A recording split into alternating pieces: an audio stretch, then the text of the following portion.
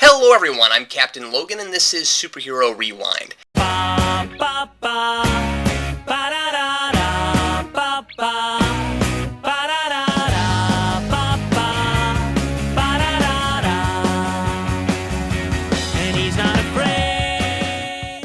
The first Ninja Turtles film took a number of risks, doing it live action, having Raphael swear, having a generally more adult atmosphere than the cartoon show, and borrowing most of its material from the comics, which were a parody of comic books written for adults. The sequel abandons all of that for a more kid-friendly dynamic, and while the animatronics still look good, though the design of the turtles is very different, and the movie is overall well made, the story suffers because it lacks the sophisticated balance of adult-to-kid entertainment that made the first so successful. It seems the studio listened to parents' complaints about the violence in the first film, and as a result, the turtles almost never use their weapons, though they're usually carrying them, and they act less like ninjas and more like Harlem Globetrotters. Naturally, the first movie wasn't a deep intellectual exercise, but a lot of care went into making it make about as much sense as 4 mutant superhero turtles can. This movie remembers what came before it, but then tries to get as far away from that as it can and still be considered a sequel. I immediately began scratching my head at the opening fight when the turtles fight a bunch of thugs in a brightly lit department store and do absolutely nothing to hide their appearance. They aren't wearing trench coats, they don't hide behind things and try to take their enemies out quietly, they just make joke after joke while fighting with yo-yos, sausages, and punching bags.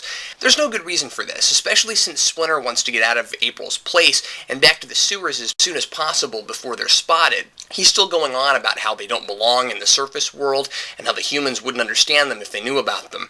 It's hard to really appreciate the heroes of a story when they blatantly disregard their mentor's advice just for the sake of appealing to a more kid-friendly audience.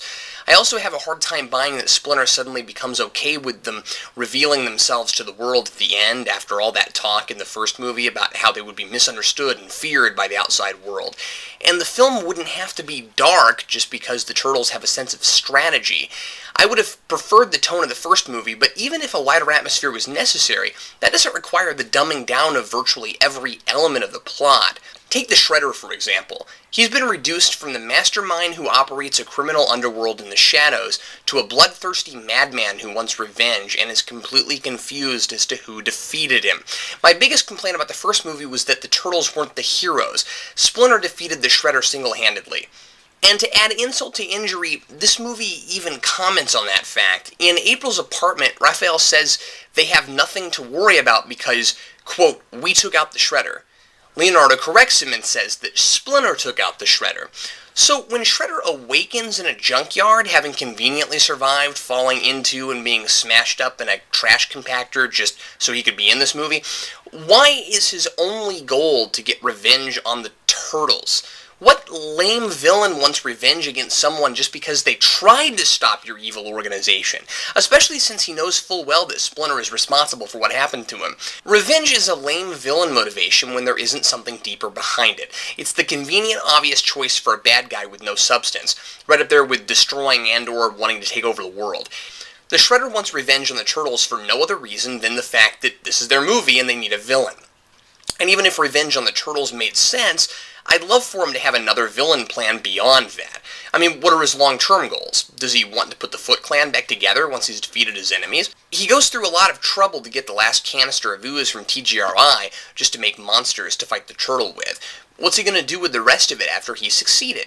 Toward the end, he tells the turtles he'll make more mutants, a little Ooze at a time.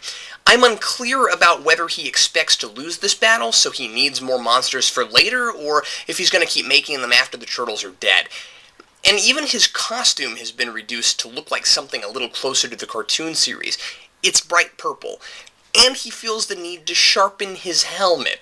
I guess just to show that he means business. This is a really fun movie, though. Although I think the Turtles make too many jokes, and many aren't nearly as clever as in the original, there are some really good ones. I especially like when Michelangelo, after Splinter tells Kino and all the Turtles' names, says, "All the good ones in to know." And then Raphael gets mad at him. I also like the cameo by Stearns, the police chief from the first movie. When April asks him to clarify something off the record, he says, "My record on the record clearly shows I have no record off the record. Make a record of that." I just can't hate a movie with dialogue like that. And even not liking Shredder's revenge obsession, I do like his plan to make Ooze monsters. Toka and Razor are kind of silly, but I like that Shredder at least tries to step it up a bit. His foot soldiers didn't cut it, so he's trying something new. I love the look of the turtles' new lair. I'd live there too, even if it was in the sewer. I also love how the turtles somehow find time between dealing with the Shredder and the Foot to make a sign that says "Recycled Dudes." I'm not sure how David Warner got involved with this film, but he's one of my favorite actors and is certainly welcome here as the TGRI scientist Jordan Perry, though I wish his character had a little more depth. I know that's asking a lot from this movie, but consider that TGRI has had multiple accidents with their ooze, which mutates every living thing it touches. Every time there's an incident, they shut down and set up shop somewhere else. I'd love to see at least a hint of concern from Perry about his career choice. It could have been very interesting if he had a character arc based on the consequences of his work. On the one hand, his ooze created the Ninja Turtles, who fight for good. On the other hand, it fell into the wrong hands and was used to create Tokka and Razor. If he was a little more three-dimensional, he might be a little conflicted about this. The Turtles themselves are more proactive in this movie than they were in the last. They at least really do defeat the Shredder at the end, even if it is by blowing out a speaker and then letting Super Shredder fall to his doom under his own massive weight. I do feel the need to point out, however, that when all four are captured and almost killed in a warehouse, Splinter shows up and has to save them with a bow and arrow, in one of the only times in the movie someone is allowed to use a weapon. Oddly, the turtle with the most screen time and dialogue this time around is Donatello, and while that's cool since he was more in the background in the last movie, his voice is replaced by, in my opinion, one of the worst voice choices I've ever heard. There's a little too much emphasis in the teenage part of Teenage Mutant Ninja Turtles in this movie, and Donatello is the best example. At the same time as his technical skills are played up, he also sounds like a jock and has an extremely irritating laugh that until recently I had nothing to compare it to. Watching it now, that laugh reminds me a lot of the annoying Orange. In this context, it's more annoying than the Orange. And his computer skills seem to just be lifted from the cartoon show, with no explanation as to how he got them. I don't remember seeing a computer in their last lair. I don't think Keno is an especially necessary character, but he's not altogether annoying. I do question where Casey Jones is, considering how close together the events of this movie are to the first, and my guess is he was dropped in favor of a teenage character for the kids in the audience to relate to. Like so many other things, the way he runs into the Turtles the second time, bringing April pizza she didn't order, and seeing Raphael's foot, is pretty convenient. It's also too much like a similar scene in the first movie where the Turtles hide from April's boss. But having Keno in the film gives Raphael something to do that's very in character. He goes against Splinter's advice and helps Keno with his plan to sneak into the Foot Clan.